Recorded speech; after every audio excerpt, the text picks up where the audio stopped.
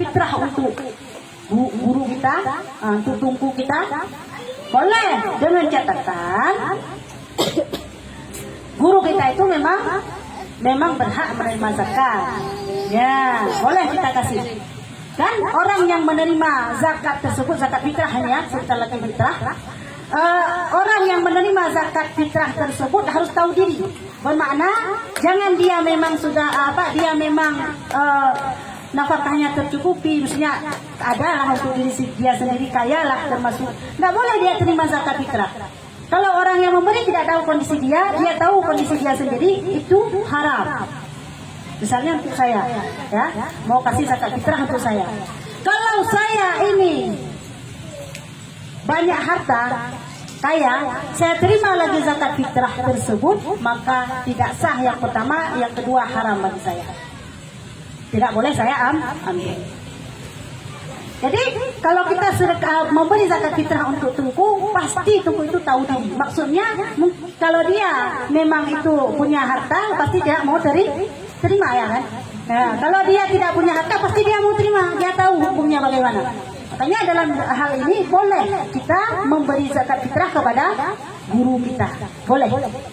Dalam hal ini, ya. Kalau kita mau kasih zakat ke orang tua, zakat fitrah boleh juga atas nama orang tua fakir miskin dan tidak ada hak tanggung nafkah untuk dari kita.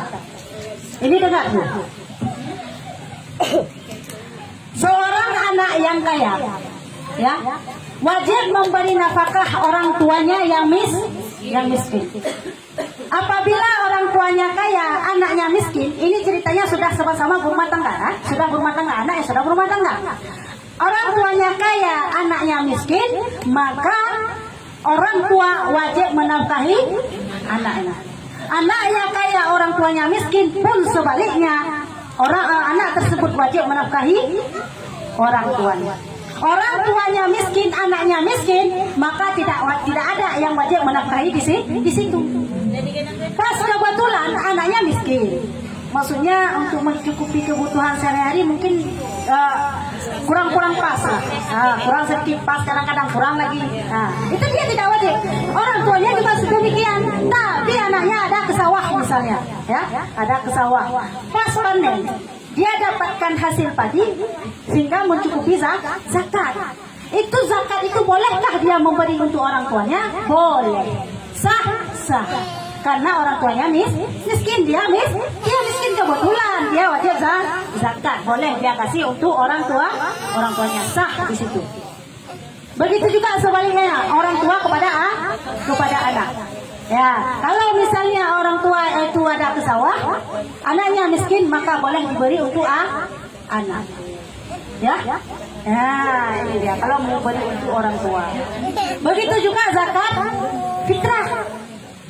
Mau beri untuk orang tua, tidak apa-apa. Orang tua kita, lebih baik lagi kita bersedekah untuk kerabat sendiri. Jadi tidak mesti kita ambil itu zakat fitrah kita kumpulkan ke nasab. Tidak wajib seperti itu. Tidak dianjurkan seperti itu. Yang dianjurkan apa? Zakat fitrah itu kita bagikan kepada fakir atau miskin. Ya, siapapun dia. Kita pribadi misalnya mau kasih terus, boleh, silahkan. Ya, tahu ya. Nanti pasti diajarin. Kalau misalnya sama tunggu pasti diajarin caranya. Ya, jadi bolehkah kita memberi zakat fitrah kepada guru, pada tungku? Boleh. Dengan catatan seperti saya bilang tadi. Kalau memberi zakat fitrah untuk apa itu namanya? Anak-anak yang pergi berdagang, santri. Ya, bolehkah kita memberi zakat, baik itu zakat harta maupun zakat fitrah kepada santri? Lihat dulu santrinya itu orang tuanya kaya apa miskin. Karena kewajiban nafkah orang tua kepada anak. Kalau misalnya orang tuanya itu kaya, maka tidak boleh. Kalau orang tuanya pas-pasan, dia ada kedaya, maka boleh. Ya. Tapi adalah anak laki-laki, jangan anak perempuan. Anak perempuan tidak dia, karena anak perempuan itu tidak boleh wajib nafkah untuk orang tuanya. Kalau anak laki-laki yang sudah balik tidak wajib. Ya, tidak wajib nafkah, tidak wajib lagi diberi nafkah oleh orang tuanya. Paham ya? Kalau misalnya dia belum bekerja, dia santri, tetap tidak wajib. Ya? Kalau kita hari-hari kita kirim makanan. Ya. Makanan. Ya. Dia untuk anak-anak gaya Boleh, itu bukan zakat kan? Sedekah. Lebih baik. Makanya saya bilang tadi, lebih baik sedekahlah kepada orang soleh, orang yang taat kepada Allah. Santri itu taat kepada Allah. Jangan daripada orang tetangga kita tidak sholat kadang ada kadang tidak, lebih baik sedekah kepada santri. Sudah jelas-jelas dia taat lagi membutuhkan. Ya, kayak saya bilang tadi, selain keluarga maka pilihlah orang soleh untuk bersedekah. Lebih-lebih itu sedekah sunat. Nah, kalau sedekah wajib nanti perlu kita teliti lagi bagaimana kondisinya. Tapi kalau sedekah sunat, sedekah wajib zakat. Kalau sedekah sunat, pilihlah orang soleh, orang taat kepada Allah. Misalnya yang zakat kita zakat gaji itu dipotong yang ada 2. Zakat profesi, ya. Itu kemana? Maksudnya boleh kita kasih orang keluarga atau ke orang gitu tuh gimana tuh? Baik, dalam hal zakat profesi ini terjadi khilafiyah di kalangan ulama. Ada sebagian ulama tidak mewajibkannya, ada sebagian ulama mewajibkannya. Baik, kita berdiri pada ulama yang mewajibkannya. Kenapa? Karena sudah dipotong sama pemerintah. Ya, bagaimana baru wajib zakat profesi tersebut? Jika gaji kita itu sudah sampai nisab dan sampai hol. Ingat, dalam masalah zakat, 2 hol dan nisab perlu kita perhatikan. Jika sudah sampai hol, makna hol tahun, sudah sampai 1 tahun, dan sampai nisab hartanya. Misalnya gaji kita dalam 1 bulan 10 juta. 10 juta dalam 1 bulan, kalau 1 tahun berapa? 120 juta. Potong biaya operasional, jalan nggak mungkin nggak pakai motor, pasti habisnya mau makan juga di situ kan, nggak kerja lain. Potong berapa habis? Misalnya habis 20 juta. Misalnya dalam setahun kita gaji 120 juta karena sebulan 10 juta. Kita potong biaya operasional, habis makan, minyak motor, segala macam, habis misalnya 20 juta. Sisa 100 juta. Nah, itu dalam setahun. Yang sisa 100 juta itu, ini ulama yang membolehkannya ya. Dari situlah kita hitung zakat. Ya, ini zakat profesi. 100 juta kita kur dalam bentuk emas. Dapatkah 100 juta itu 85 gram emas? Jika dapat, maka baru wajib kita keluarkan zakat. Kalau tidak dapat, tidak wajib. Ini bagi ulama yang mewajibkan. Begini cara hitungnya dia. Misalnya dapat lebih 90 gram dapat. Nah, kita keluarkan zakatnya 2,5%. Oh enggak, pernah saya dengar kan ini dalam misalnya dari dalam 1 juta gaji kita itu kita wajib mengeluarkan itu 2,5% dari itu enggak ya? Oh, maka ya. Islam itu tidak berat. Islam itu tidak terpaksa. La ikraha fiddin ya. Tidak terpaksa sebenarnya. Kalau begitu susah kali kita. 1 juta makan di situ, minum di situ, baju di situ, itu kan kebutuhan pokok. Minyak motor di situ, apa tinggal? Gak tambah lagi untuk zakat. Kalau 1 juta, kalau kita bilang 2,5% ataupun 40, berarti 250. 1 juta 250 untuk zakat. Apa itu? 25.000 kan? Nah. 25.000 dalam 1 juta. Nah. Berarti semaskan setahun ya? Setahun sampai hol dan sampai nisab. Kur dalam bentuk emas. Nah, harus kur dalam bentuk emas. Kalau dapat emas itu berarti wajib. Tidak dapat berarti tidak wajib. Berarti 85 gram, bukan 85 manyam. Kalau dalam istilah dalam 1 manyam kan 3 gram. Nah, berarti kalau 85 gram sekitar 32 manyam. Ya, itu wajib kita keluarkan zakat. Itu kalau zakat profesi pada ulama yang mewajibkan. Nah, kalau ulama tidak mewajibkan sudah tidak ini lagi. Ya, karena dalam kitab tasawuf tidak ada yang namanya zakat profesi. Karena dulu tidak ada bupati, dulu tidak ada Nggak ada polisi dulu, nggak ada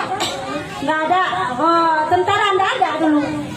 Paling adalah tentara Allah. Nggak ada gaji seperti gaji kita sekarang. Nggak ada dokter seperti kita sekarang banyak gaji, nggak ada dulu.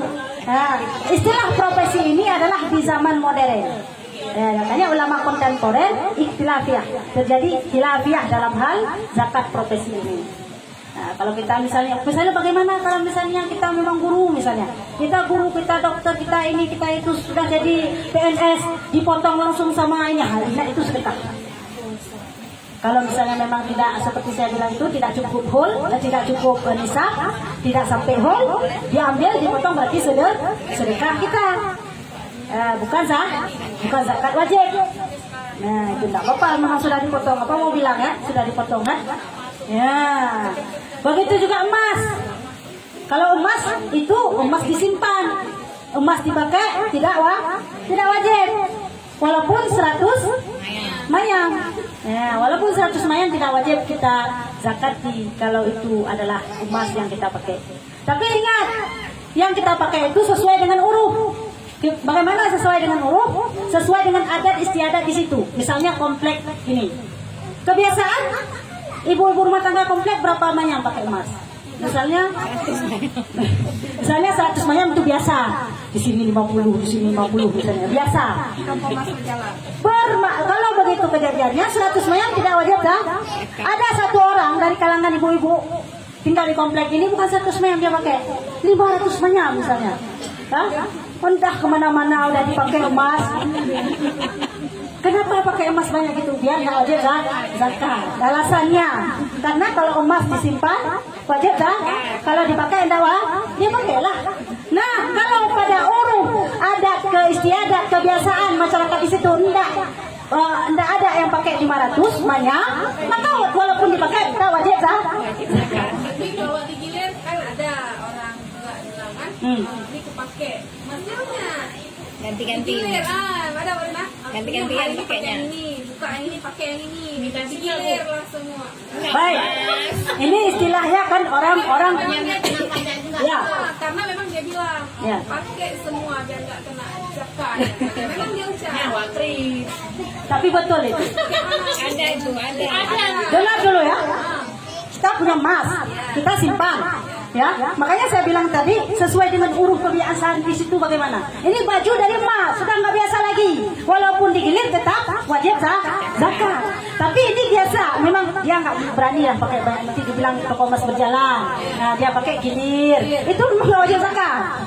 Makanya kalau misalnya saya bilang tadi, kalau ada 32 gram, 32 mayang kita simpan tahun 83 gram, 85 gram kita simpan.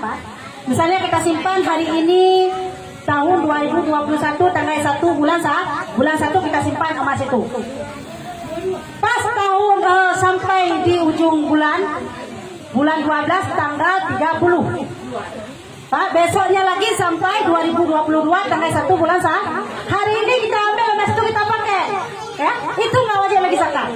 Kalau kita simpan 2 hari lagi sampai 2022 bulan 1 kena zakat. Ya, jadi caranya bagaimana? Pak? Pakai sebentar. Pakai semua. Walaupun digilir ya. Ya, walaupun digilir. Pakai. Ada kan pakai juga. Tapi jangan main politik dengan Allah Taala. Ya. Ini 50 mayang. Nanti Allah Taala balas ya, ini hamba ini nggak benar ini. Kita kasih dia pakai politik. Masa politik dengan Allah Taala? Ya, nah, jangan main politik. Tapi kalau misalnya kita nggak mau sampai zakat, kita pakai. Enggak lagi wajib zakat. Kapan lagi hitung wajib zakat? Kita ambil lagi emas yang kita pakai itu kita simpan lagi. Hitung lagi dari semenjak kita simpan. Kan saya bilang tadi bulan 12 tanggal 30 kita pakai. Bulan 12 tanggal 1 tanggal 1 tahun 2022 kita simpan lagi. Cuma 1 hari kita pakai misalnya. Ya. Ataupun bukan 1 hari kita pakai. 1 jam aja kita ke tempat pesta. Enggak wajib lagi. Ya. Kita simpan lagi, hitung lagi semenjak kita simpan. Ya, itu dia. Ya. Nah, jadi yang ingin kita katakan adalah zakat emas sama zakat profesi itu sama kurnya, sama tata cara kita menghitungnya.